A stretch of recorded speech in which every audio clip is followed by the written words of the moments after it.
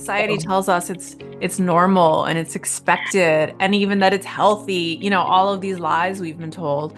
And like I was stuck in that cycle for so long because we've sort of been conditioned to think that there's only two categories of people, right? Either you're kind of the stereotype alcoholic or you're normal. And so you have to fit into two of those buckets. And I didn't feel like I fit in the one.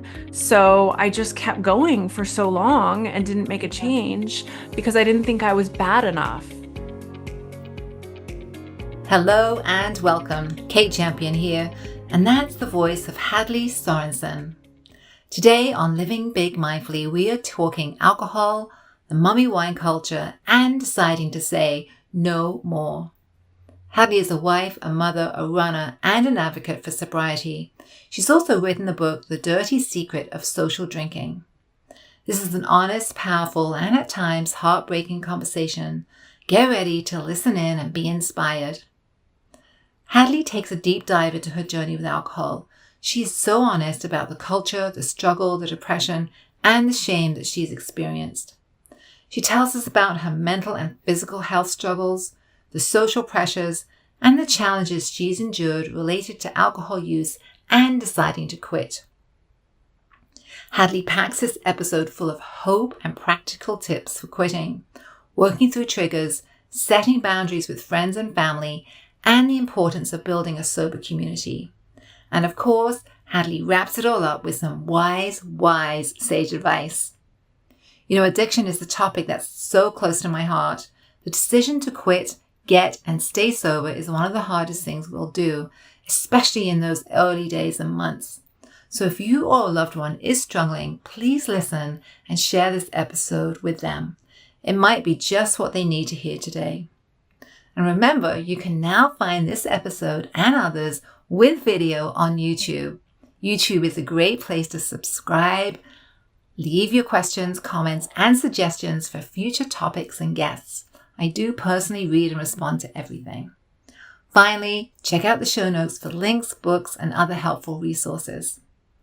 Whether you're listening for the first time or a regular, please know I appreciate you, I support you, and I thank you so much for listening today.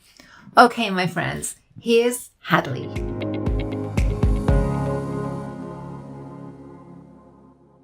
Hello and welcome, Hadley. How are you today? I'm great. Thank you for having me. You are welcome. I'm so glad to connect. I think we're going to have a really fun conversation today. So I always want to hear about you. I want to hear about you and your story and your journey and all the details about how you got to this point. So the mic is yours. You want me to just dive in? Sure. Just dive in, yeah. So like you said, my name is Hadley Sorensen. I live in Virginia. I'm in the suburbs of Washington, D.C. And I have 3 boys, and I'm a marathon runner and an author and sort of an advocate in the sobriety space. How I got here. Wow. So I am someone who has always drank socially.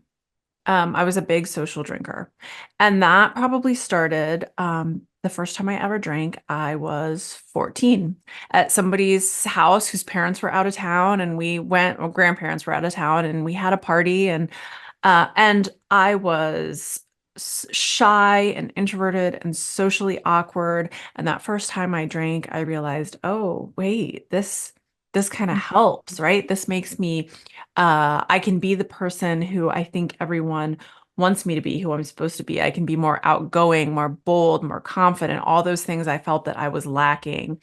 And so I fell in love with it. And so I, went through the whole binge drinking scene in college and then graduated right into the mommy wine culture.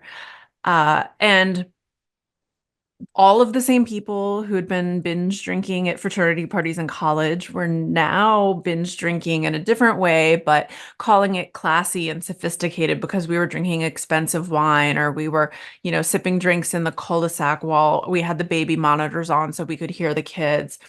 And it just really sucked me in, and it was so woven into my life. It was something that I always thought that I had to do. It was just such a part of my social circle. It's what everyone did. We're in Virginia wine country, so everybody goes to wineries on the weekend. It was so closely tied to how I thought of having fun and celebrating, stress relief, all of those things.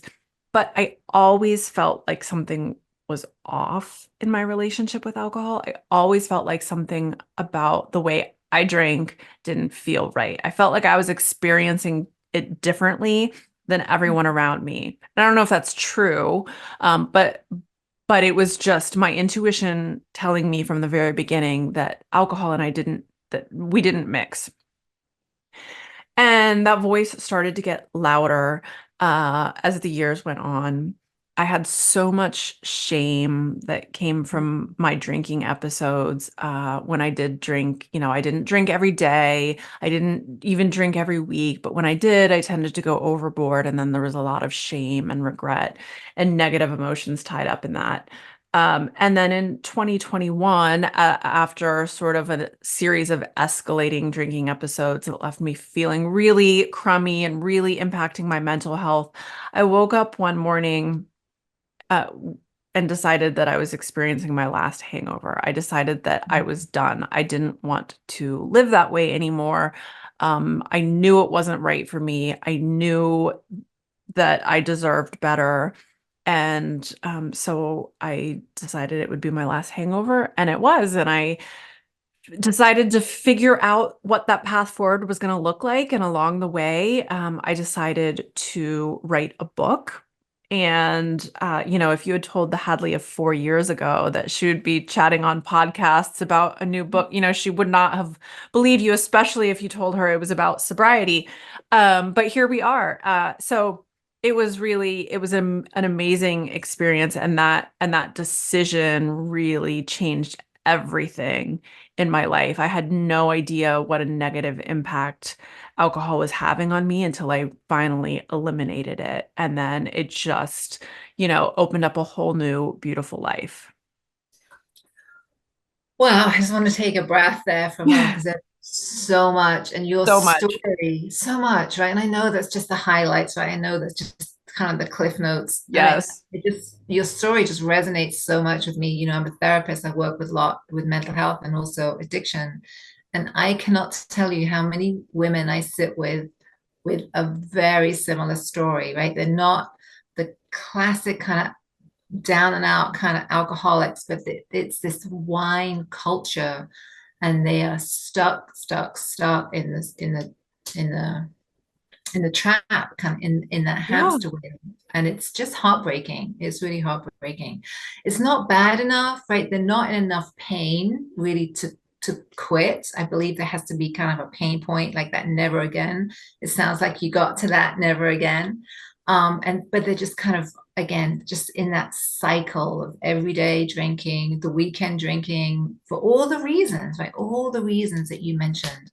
And society So, tells us it's normal and it's expected, and even that it's healthy, all of these lies we've been told. And like I was stuck in that cycle for so long because we've sort of been conditioned to think that there's only two categories of people, right? Either you're kind of the stereotype alcoholic, or you're normal. And so you have to fit into two of those buckets. And I didn't feel like I fit in the one. So I just kept going for so long and didn't make a yeah. change because I didn't think I was bad enough. I cannot believe the holiday season is upon us already. My goodness. Whatever or however you celebrate, this is the perfect opportunity to share a little inspiration, right? As an author and avid reader, in my mind, there is no better way to inspire hope, healing, and show someone that you care than with a gift of a great book. I love traditions. Every year, my family looks forward to seeing what little gems might be under the tree. So whether you're shopping for a friend, a family member, or treating yourself because you deserve it, never too late, you are limitless, and starting out or starting over make great holiday gifts. These books are filled with real stories of resilience, transformation, and the kind of inspiration we all need as we head into a new year. It's quick and easy. Just head over to katechampionauthor.com or your favorite bookseller and order your copies today. Boom, done. So simple.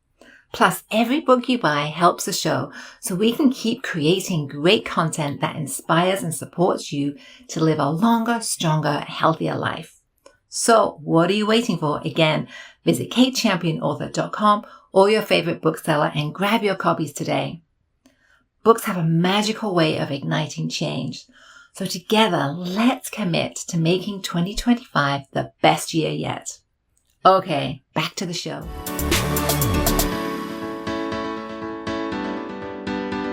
I think what I'm hearing too is that there was a part of you, some kind of intuition, some kind of gut, some kind of wisdom that knew this wasn't good for you, right? It wasn't good for your mind. It wasn't good for the body. It wasn't good for the spirit. Tell me a little bit more about that kind of little voice in the background. Tell me about that, how that would show up, and probably the rationalization that you went through to not listen to that. And then that again, that day that you woke up. Tell me a little bit about that. Yeah, I was so good at ignoring it for so long, right? We do that to ourselves. That little voice showed up in lots of different ways, but it was frequently the morning after. After a drinking episode where I drank and often blacked out. And I would wake up just with this sense of, how did I let myself do this again? I promised this wasn't going to happen again. I promised it wouldn't happen last night. Just all of these broken promises to myself. And it was just this little nudge saying, this isn't normal. This isn't what your life is supposed to feel like, because it's not. And I think on those mornings I knew, and I often did I'm never drinking again. I mean, I can't tell you how many times I said that. And I often did take breaks for a few weeks or for a few months, but I always went back, but I was always rationalizing, right? Well, it really wasn't that bad, or I just really needed to let loose that night, or it was because I hadn't eaten a lot for dinner, or just all these silly things.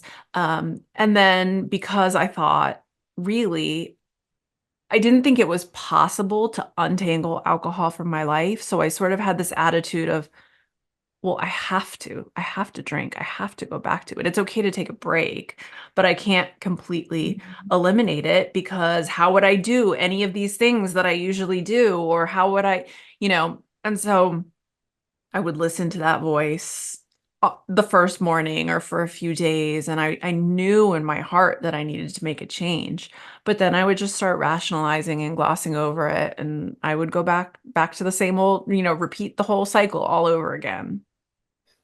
So what was that?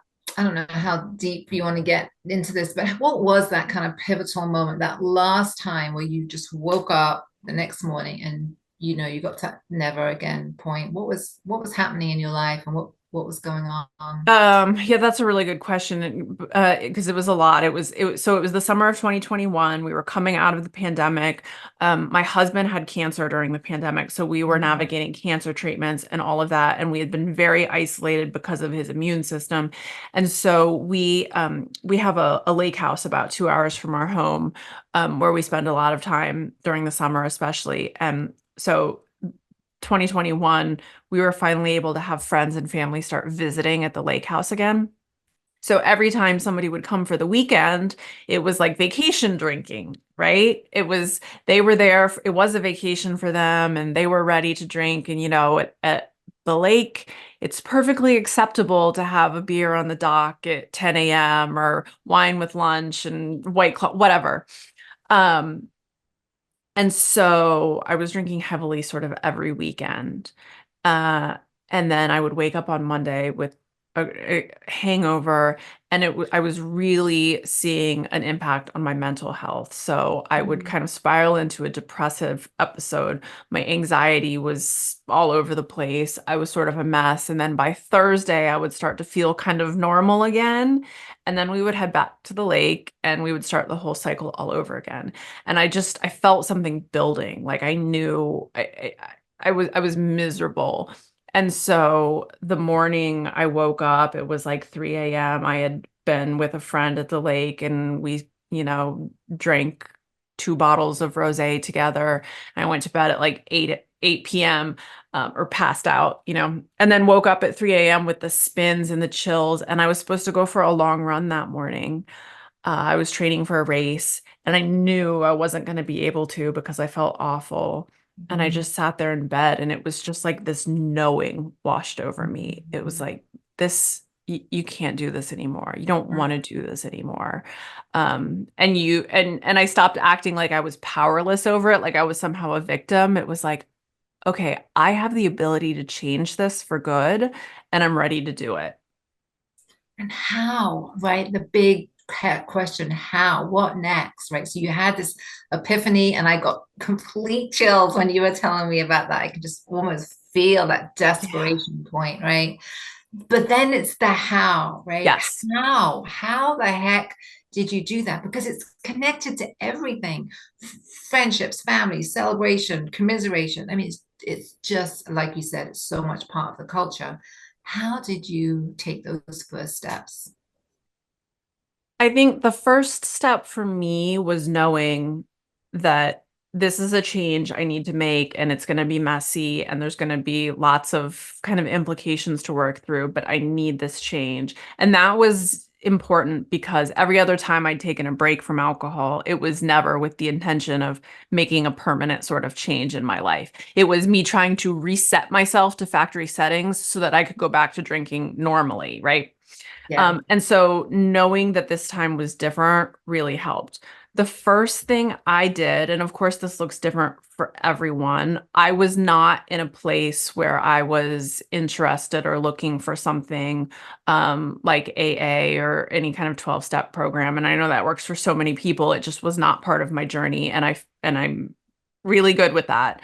The first thing I started doing was educating myself. Um, I read a lot of books. I listened to a lot of podcasts. I really started to open my eyes and understand the damage that alcohol does to our bodies and minds because most of us have been blind to that. I mean, we just don't know. Most people don't understand the link between cancer and drinking, especially breast cancer for women. Most people don't Yeah. understand. Most people still think a glass of red wine a day is good for your heart, right? Because that's the stuff that used to get shared on Facebook. They don't understand now that that's not the case and that the risks far outweigh any alleged benefits. So, anyways, educating myself was huge because once you know all of that information, you can't unknow it. It's Mhm. really hard to think about going back to drinking the way I was once I knew all of those facts. And hearing other people's stories in those books about how they overcame and how they changed their lives, and knowing that if all these other people could do it, that I could too. So education was a big piece for me. Self-care was another big one, really kind of looking inward and deciding what I needed to do to take care of myself on a deeper level, not just bubble baths and mani-pedis, but, getting enough exercise, getting enough alone time, Mhm. meditating, prayer, whatever it is. Self-care is going to look a little bit different for everyone, but I really took care of myself sort of aggressively in those early months. And then the last thing was finding a community, um, finding support from a community. And I managed to do that through Instagram, and that's how I ended up in this space. But there's lots of different kind of community formats and groups that are out there and things like that. And even if it's just telling somebody in your life, or I told my family, I told my friends, I was really sort of upfront and open about it from the beginning. And that was a big help for me. Mhm. Mhm. And you have this big social connection. How did you manage that? Because I hear that that's a very big barrier for people. But everybody I know drinks. My family drinks. My friends drink. How did you navigate that? Yeah, so that was tricky because everyone I know still drinks. My husband still Okay. drinks, and that's fine. I have lots of sober friends out on the interwebs, but really very few in real life around me. Okay. And that's fine. My decision was about me. It wasn't about them.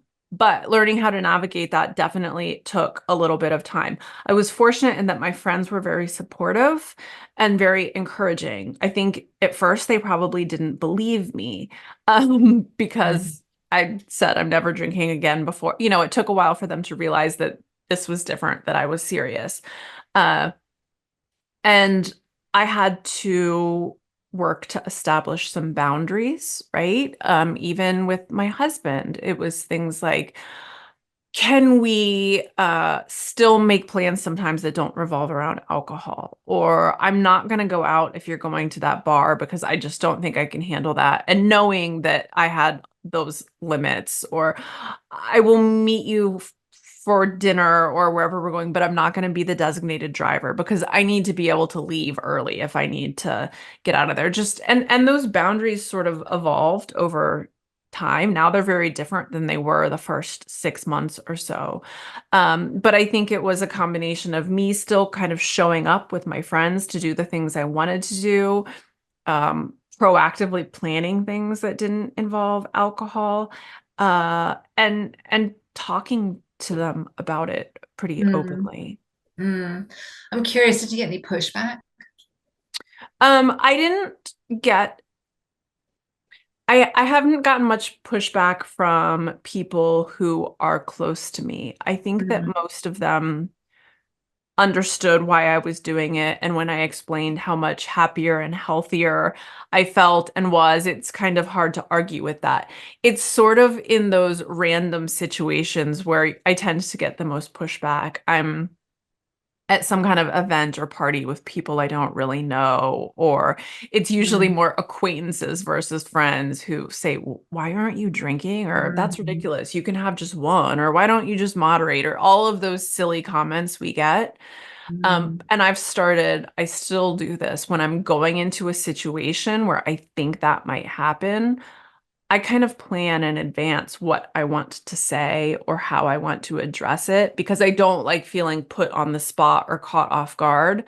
So I tell people to practice, to think about it ahead of time, especially if it's really new for you, Mm. because it'll make it easier to have those conversations. Yeah, I love that. Having the language, right? Having the language Yeah. prepared before you go to the restaurant, or that waiter asked you like 3 times, are you sure you don't want to drink? We've got, or the friend says, are you sure? Just one?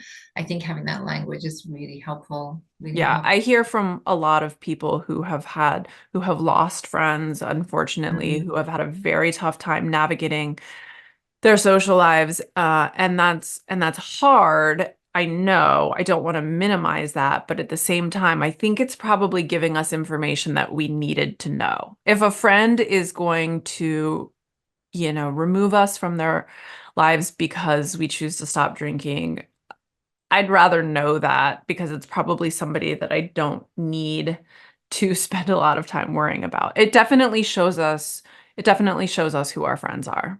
Yeah, for sure, for sure. So I had a question in my mind. This is kind of like a kind of a client question. It just Yes. popped in here. She's having a really difficult time, very similar kind of story, but she's having a really difficult time with the association, right? Coming home from work, pouring that glass of wine, just sticking to the one or the one and a half. And she's just really having a hard time breaking that habit because, again, she's been coming home and pouring this glass of wine for years, for years.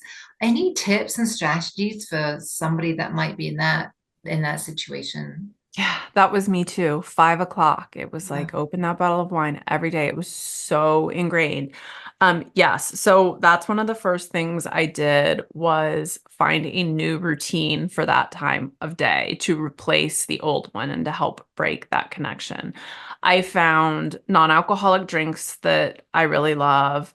I'm not super big into like non-alcoholic wines and beers and all of that, but Mhm. I'm talking like a fun sparkling water or I mean, I think those are great for people if they work for you. Everybody kind of has to figure out what they're okay with. I love kombucha. So I started getting fun different kombucha flavors and every day I would pour my kombucha instead of my wine and then I would do one of two things. I normally will go sit in our sunroom or our family room by myself before I start making dinner and the chaos of the next half of the night, with kids sets in. And I give myself a few minutes to read my book and enjoy my little drink. And then I can start dinner. It was really simple and it was sort of similar to what I used to do, but instead of pouring the wine and starting to make dinner, it was like I'm taking a break, I'm giving myself a breather. The other thing I do is if I really felt a craving is I would just put on my shoes and go for a walk. A 5 o'clock walk will do wonders. And, they say that those cravings only last for about 15 minutes or 20 minutes, whatever it is. And it's really true. I'd go for a walk and come back and not think about it. But just doing Mhm. little things, forming a new habit to kind of replace the old really worked for me. And, now 3 years later, I still look forward to my kombucha at 5 p.m. every night. And it's still a little routine that I love, but it's not always going to feel hard forever. 5 p.m. won't always feel hard. Okay. That's kind of my message. It Yeah. gets So so much easier. yeah, so let's just pause there and just take a break. And I would actually like you to say that again because I really do feel that people don't believe that. So just say that again. Say that for listeners again. Yeah. 5 o'clock p.m. or whatever your sort of trigger point is, it's not going to feel hard forever. It's not going, 5 o'clock will not come every day and you'll be wishing you could reach for that glass of wine. It gets so much easier and you will break that connection. Mm, wow, it's just so powerful. This gives a lot of hope. How long did it take you to kind of ease through that period and break that routine and break some of those connections? I feel like I really started to notice a difference around the 6 month mark. Mm, I know everybody's different. And a lot of times in that first year, even things are coming and going in waves, right? You think, I've got this, I'm good. And then something happens that triggers you and that's normal. That's the other key is just remembering that all of that is normal. And those ups and downs aren't going to last forever either. I mean, they will in some sense, but hmm. yeah, it gets so much easier. Yeah, yeah. So that 6 months mark, and then and then using those new habits, right? The walking, the tea, the Yes. listening to a show or a podcast or whatever. Yeah, and I say 6 months felt like a big milestone for me in terms of the difference I was feeling, and then a year what was Mhm. another sort of milestone. I think another big part of it was each time you lap a first, each time you get through your first wedding, your first girls' night, your first vacation or weekend trip, every time you get through one of those firsts, it feels it feels a little easier. It's like, oh, I did that. I did that. I felt like I was sort of crossing off firsts for a while. It was like my first concert. Oh, it's so much more fun.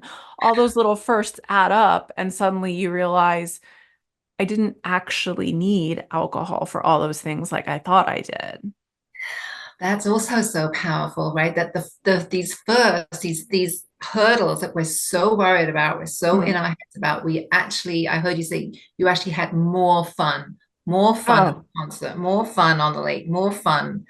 I mean, that's so powerful, so powerful. So give me yeah. an example. Give me an example of that first time. The concerts are a big one, right? They're often tied with alcohol, right? Yes, So there's a yes. lot of probably anxiety kind of going in, but you go in, you do this thing, and you come out. Tell me about one of those experiences. So my first concert sober was actually last summer, and it fell on my 2 year sober anniversary. And I took my son, my older son. to a country concert, an artist that we both love, and we're the only ones that like country in the house. So we went to this Eric Church concert together. And I was so excited because it was me and him, but it was also felt like sort of a celebration for my 2-year anniversary. And I've been to a lot of concerts, a lot of really amazing concerts that I wish that I remembered, Mm, because concerts were such an excuse to drink. And really, I don't remember most of them. I certainly wasn't appreciating the music and soaking it all in. I mean, it was like a drunk fest. And this was so different and it was so fun. And I got to experience it with him. I was present. I was able to really enjoy the music. We had all these funny little things that happened with drunk people around us, all of these like inside jokes and memories from it. And then we just went to a concert a week and a half ago, or maybe 2 weeks ago. As a family, we went to see Green Day, and it was so cool to experience that with all the kids and my husband, and just such a different experience. It was so crisp and clear, and mm, I mean, just it's this wholesome fun that I hadn't experienced in so long. It's so much mm. more enjoyable. And you Yeah. wake up the next morning feeling great, and that's a huge part of it as well. Yeah, right. Yes, I was thinking that too. You feel great. You remember everything. There's no shame. You're not full of brain fog. Oh, yeah. Yeah, yeah, that's really powerful. That's really a lovely story. You mentioned in one of your posts, I think on Instagram, you talk about building a life so beautiful that there's no room for alcohol, and it sounds like that is exactly what you've done. And if you could give some listeners some tips and strategies to begin to do that, how might you coach somebody through these early stages, right? Because it's just so hard. Well, I think one of the things is you have to get through all these firsts. You have to experience these things, right? And you have to sort of decide really what you enjoy doing, how you enjoy spending your time, and who you enjoy doing it with.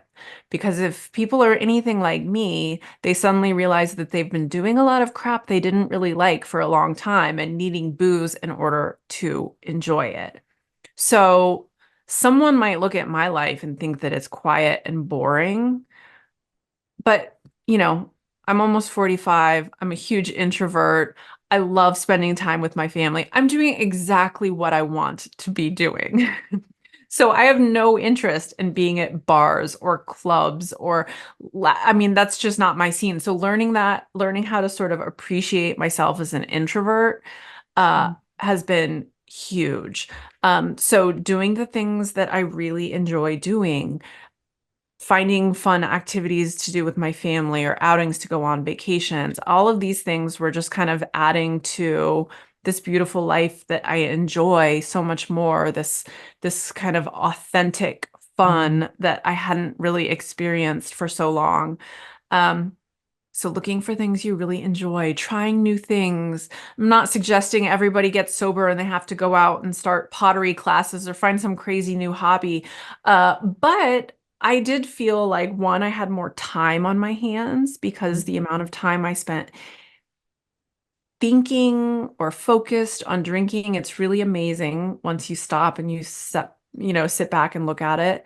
But also saved a lot of money, right? There are all these things that were sort of given back into my life, that I could then look to spend on other things, other ways to spend my time, other ways to spend my money. What do I really like doing? And all of that helped me get to this place where I just feel really good about who I am and where I am. It's just amazing how that one shift changed mm. every corner of my life. Mhm, mhm. And as I'm kind of sitting with you today, I mean, you do feel very grounded, very present. You feel, pretty kind of clear about kind of who you are and the direction that you're headed. How's the depression, anxiety, physical health, mental health? How is all that? Uh, great, I would say. It's interesting. I started taking Lexapro after my youngest son was born because I was struggling with some postpartum depression and struggled with that off and on. And then, but like so many people, I drank while I was taking Lexapro, right? Uh, and so when I was having all of these mental health struggles that were very clearly tied to drinking episodes, and then I wondered why my medicine wasn't really working anymore, and it was just all so messy. And I'm not ever going to suggest that, we quit drinking and it magically solves all our mental health problems because that's just not true. But for me, it almost felt like that. Once I removed the alcohol, I still take Lexapro. I say that openly. I stopped taking it for a while, felt like I still needed it. I have no qualms about it. I love the way I feel. I don't want to mess with a thing. But once I finally stopped drinking, it was like that unnecessary layer of crap that I was giving myself finally dissipated. And I felt so good. So I still have bad days. I still have ups and downs, but it's so much easier to deal with and tackle head on when I've learned how to sort of feel my emotions instead of just try to drown them out and ignore them. Yeah, I mean that is huge, right? I mean, I think there's a couple of things there. First of all, dealing with the crap, dealing with the layers, dealing with whatever the grief, loss, whatever is underneath there, Right. and also learning how to navigate feelings and stress, right? Learning how to navigate stress, kind of substance free. I mean that's huge, huge for this whole culture, right? This, It is because yeah. we market alcohol as the answer to all of it. Yes, yes, absolutely, absolutely. So, anything else? Is there anything else you would like to share with listeners today? Anything else that you think is important before I ask you the kind of final question here? Yeah, the thing that I would share is just, don't get caught in that trap like I did, where you think that your problem has to look like or compare to someone else's problem in order for you to make a change. I always say that it wasn't about how much or how often I drank. It was Mhm. about how it made me feel when I did. We don't have to reach some stereotypical version of rock bottom in order to make a change. We can stop right where we are before things get any worse and really make a huge impact on our lives. Yeah, yeah, that's well said.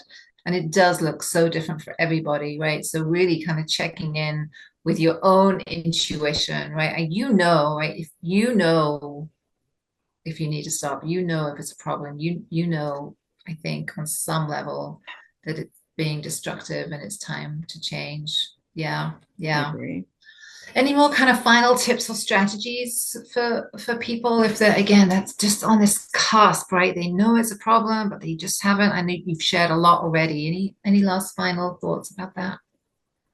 Oh, I'm trying. We've covered so much. I would say if you're in that space where you're on the cusp, you're thinking about it, you're wondering, grab a book to read on the subject. And I'm not just saying that because I wrote one.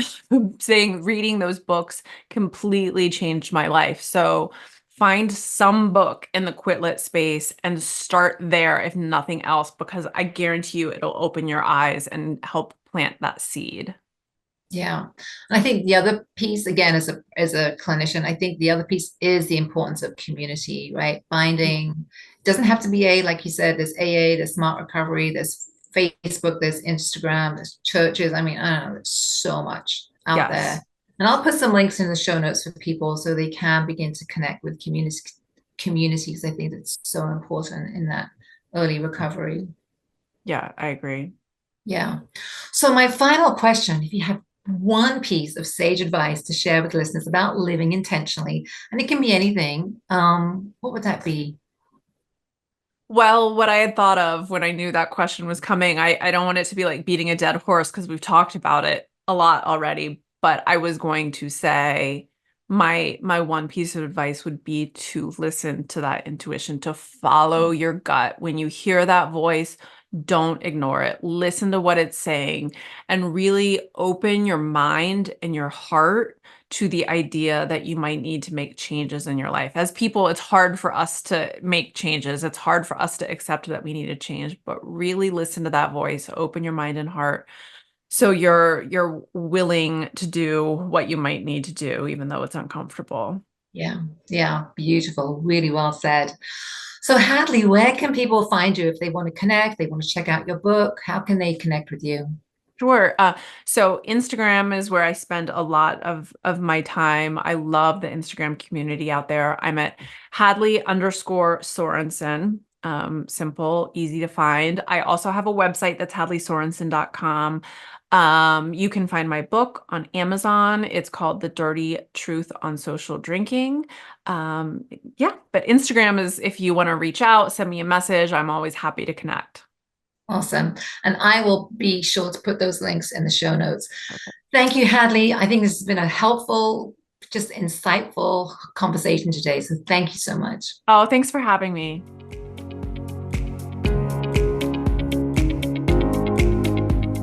Thank you so much for listening today. I really appreciate you and your time. Remember that I do love to hear from listeners, so connect with me at katechampionauthor.com. Grab your free hiking guide, share your favorite episode with a friend, and subscribe to the show. Until next time.